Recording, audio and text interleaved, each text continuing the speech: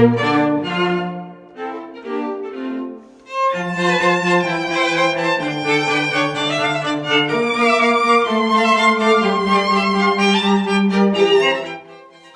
welcome to part 2 of the Houghton House. I am Ann Clay, your host, and today we're going to talk to the designers, Roz from Angel House Designs and Chris from Walker Homestead, and find out how they made their choices and what to decorate with. It's really interesting. I know you're going to love it, so stay tuned.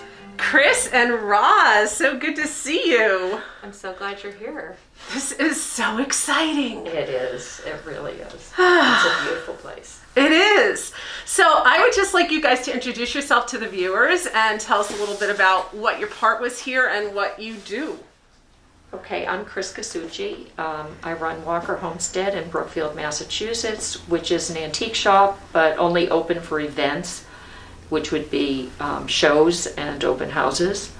And we also run Flying Pig Antiques in New Hampshire, in Westmoreland, New Hampshire, which is a group shop with 40 dealers. Okay, I'm Roz. I am the caretaker of Angel House Designs, which is an interior design and furniture company making early American reproduction furniture. My dad founded nearly 50 years ago and ran for 50 years, and he recently passed away.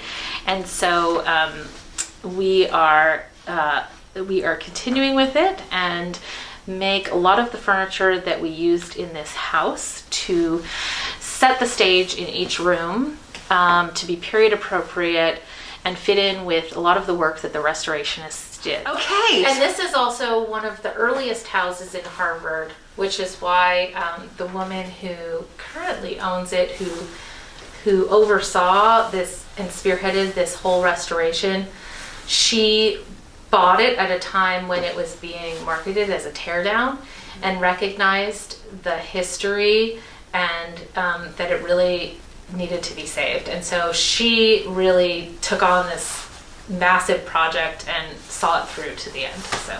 And now we're going to hear about it. So tell me what room we're in right now. Here we're in this room, which is 20 by 20. And this was part of that second house that was moved here. This was built in 1717. They dendro dated it, which means they analyzed the wood, the lines in the wood to determine exactly when the wood was cut and when it would have been built. And so we kind of made this into what some might think of as a modern day great room, in the sense that it has the dining area, the living area, and we really wanted to take advantage of this great fireplace and this large space, which is really unusual, especially in early homes. Tell me about the furnishings. I mean, I know that everybody wants to know about how to get a really appropriate primitive style home. Okay. Well, one of the things that we really talk a lot about with our clients is that matching is a really modern concept, and so you don't really generally want to have everything matching. It's true that in this room we do have two pieces in the same fabric, partly because we wanted to really have that color in here, but we really wanted to vary the pieces. So we have a Sheraton sofa, which is a really clean line piece with a lower back, and then we have a high back settle with the S wings on the side, and the combination I think is somewhat typical because people would have had different pieces at different times. They wouldn't have gotten all of their furniture at the same time, and they would have had a lot of variety. And then we had a lot of pillows that are reversible coverlets, which would have been, these are all reproduction fabrics, so those would have been appropriate to the time period, and mixed with a lot of antiques and a painting from the 1800s.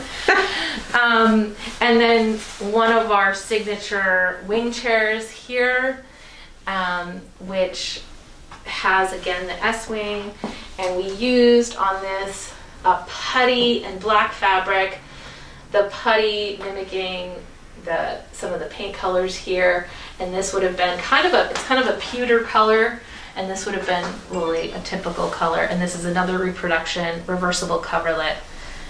It can be light side up or dark side up, and we have a lot of those in our collection. Chris, tell us about the antiques in here. Well, the step back belongs to the owner of the property. It was here when we got here. And we just rearranged. There's a Queen Anne table, little side table or tea table. And this table here is probably a make-do where they put a top on a base of what would have been a chair table. Oh, so they had make-do tables as well as make-do chairs. Oh, sure. They made do, huh? Yeah, they did. Okay. They're very handy. Yeah, the dining room set is a reproduction by D.R. Dimes. Well, the fireplace was not original to this part of the building. This half of the house never had a fireplace, and it never had a door that they could find, so we assumed that the door opening was probably where the fireplace is today. This was when it was joined onto the other building is when they added it.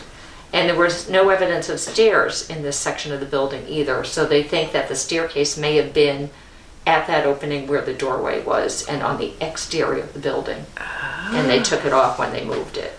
And these sections would have been joined in 1790, between 1790 and 1810. Okay. Yeah. The sheathing that you see on the walls is original. Uh-huh. And it was behind, when they started taking things apart, there were actually walls covering it. So they were preserved in their entirety. Wow. And the ceiling above your head is paint decorated, which is something that's very rare to be able to see that still existing in a house with beaded edges on the beams. It's amazing. Yeah, so in this room, we had the real challenge of this being the darkest room in the house.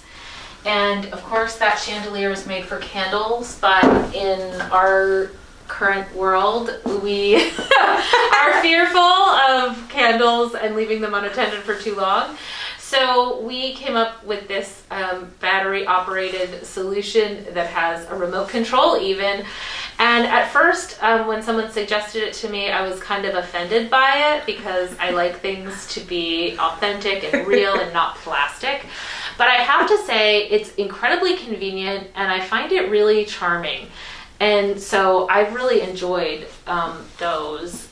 Chris, tell me a little bit about the dough bowls. Those would have been in every household. They would have been used for dough.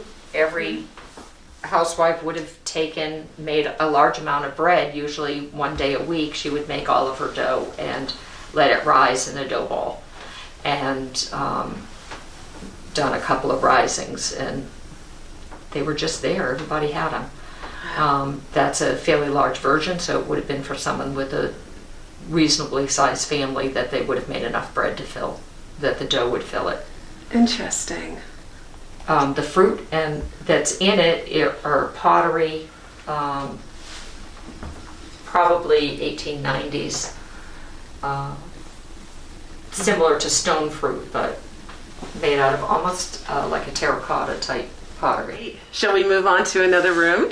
Sure.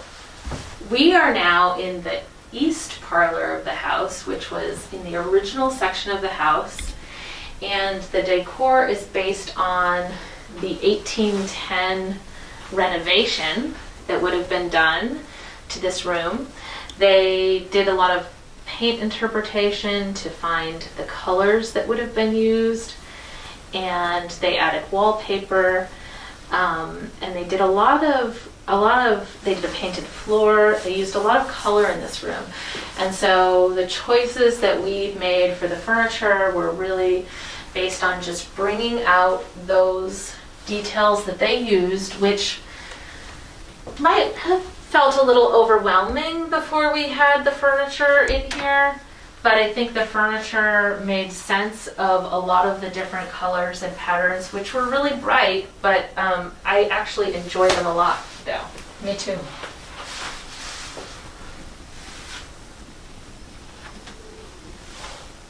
And I think that's one of the things actually that I find the most fun about all of these fabrics and textiles and colors that we work with all the time is that they actually allow for a lot more fun and daring because they would have been used together in ways that we might fear nowadays, but they would have been, you know, a fabric you got from somebody or you had and you would have used it on something and it would have had meaning in your house, and you know, you put it with this. And so it's really fun to work with a lot of those colors and patterns and mix and match them and try things together.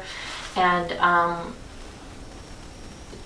don't be afraid, you know, when you're figuring out your color palette. So how did you figure out your color palette working with all these colors? I think just really taking a cue from the fact that we had the three primary colors in here. We have the reds, the blue, and the yellow or gold. And so with that, you can really play off of that. There's also obviously a lot of white and a lot of light. So trying to use some of the light colors to pop and also give your eye a break from those colors, using the red as a grounding kind of color that really makes everything make sense. And I think these two pieces together kind of ground your sense of the colors and give your eye a place to rest. And then this great rug, which is one of my favorite rugs right now, I have one in my house also, is just a really fun way to bring in all those colors, but with a repetitive pattern and a traditional pattern. So against this floor, it really works. And,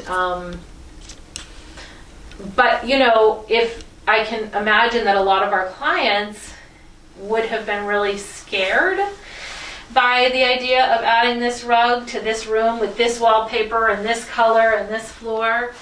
And so again, I think sometimes when you have a space, that you're trying to recreate and re-envision, you know, I think it's better to start with adding more colors actually and then take some away, rather than just going with like a red and a mustard, or a, you know, it's actually good to add more color and pattern, put a bunch of things in a pile, and then take a couple things away. Oh, that's really a good tip, because that's kind of what you wouldn't expect. You would probably come in here and go, wow, I better keep it all just all white or all red, or, you know. So. But then if you did that, you would be wildly dizzied by the wallpaper, because that then becomes the primary focal point. It makes it all blend. Yeah. And feel like a comfortable space instead of something shocking. And again, I really also liked that we had like a mix of styles even in this room, more so maybe than in some of the other rooms, with the later secretary. You know, some new lamps and lighting, which just allowed for like USB chargers for people, things that, you know, some people might not put in a primitive house, but that some people also might like or demand these days. So it was a real mix of things. And then, you know, some Victorian lighting and... Yeah, wow. And then this fireplace, Chris could say more about, I think you... This was the original section of the house, like Roz had mentioned, and the original cooking fireplace and bake oven were here. This room was originally larger. It went into the next room by about another 3 feet. And when they did the remodeling in 1810 to 1835, they actually moved this wall this way and had the bake oven in the next room. The next room then ended up being the kitchen, and they worked off of that and remodeled the fireplace in there. Wow. Let's see that next room. I'd love to.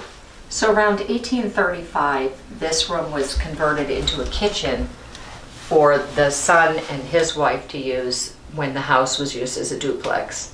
And they moved the bake oven from the other room into here, not by moving the oven, but by actually moving the wall back. Okay. And then this would have served as the kitchen for this family that lived on this side. The room has been decorated basically to that time period. This is a reproduction wallpaper that they chose and installed more recently within the last 10 years, but pretty similar to this style. And I think they chose this to go with the East Parlor, with the same color painted floor. To carry that through. And carry it through, and the wallpaper theme. And the border is the same in both rooms, actually. The wallpaper border, which sort of further ties them together. It's a little bit different blue. This is more of a gray blue, and that's kind of more of what I call a peacock blue.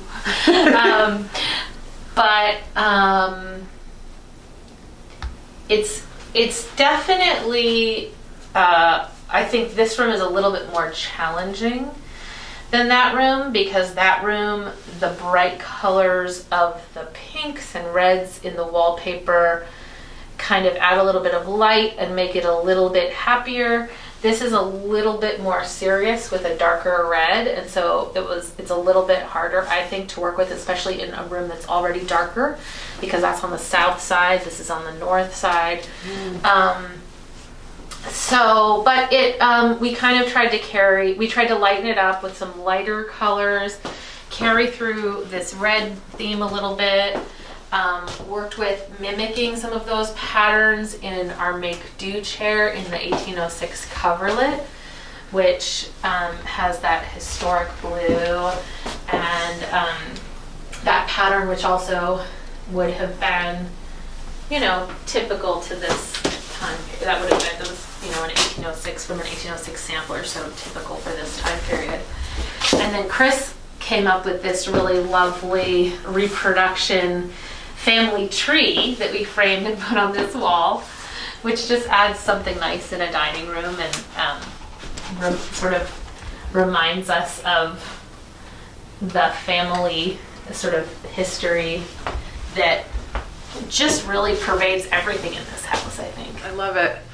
Yeah, very nice.